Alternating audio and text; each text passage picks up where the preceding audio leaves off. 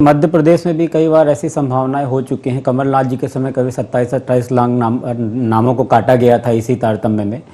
नरेला जो विधानसभा क्षेत्र, वहां भी अभी कुछ दिन पहले पेपरों में आपने देखा पूरा निकला कि एक एक घर में 300-300 200 लोग मिल गए, जबकि ग्राउंड में जब रिपोर्ट करने गए तो वहां 4 आदमी से ज़्यादा आज तक कभी आए नहीं। तो गड़बड़ियां तो हैं यहाँ पर भी।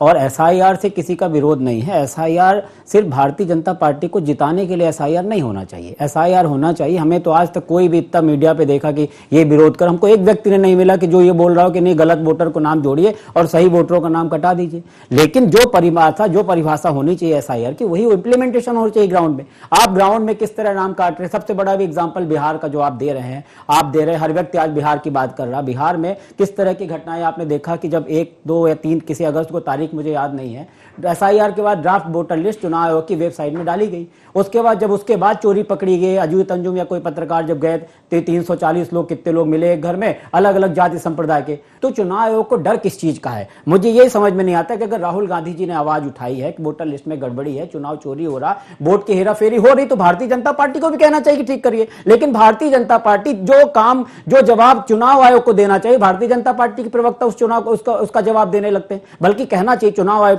तीन मुख्य चुनाव आयोग जो इस पद पे अपनी सेवाएं दे चुके हैं, उन्होंने भी बोला कि हाँ राहुल गांधी जी ने बात उठाई है तो ज्ञानेश कुमार जी का रवैया बिल्कुल गलत है कि भाई उनसे पूरे मुद्दे लेने चाहिए, दस्तावेज लेने चाहिए, कहना चाहिए कि हम इसकी जांच कराएंगे, जहां पे गलती होगी उसके हिसाब से कार्यवाही करेंगे। लेकिन समझ में नहीं आता चुनाव आयोग की अगर आप प्रेस कॉन्फ्रेंस देंगे तो उससे आप समझ में जाता है कि जीरो पता वाली बात करते हैं। एक जीरो पता बता दीजिए, कैसे जीरो पता, क्या लाजिमी है जो बोलना? एक जीरो पता जिसको बताए उसका भी एड्रेस ढूंढ के ला दीजिए जिसका घर बना हुआ है। तो भारतीय जनता पार्टी का दोहरा चरित्र जो है, इतने नाम कटते हैं, इतना नाम जुड़ते हैं। अगर सचमुच की एसआईआर हो रही है, उसी की सजगता के लिए हमारे प्रदेश अध्यक्ष आदरणीय जीतू पटवारी जी ने प्रयास किया है कि इस टाइप की गड़बड़ी ना कर पाए।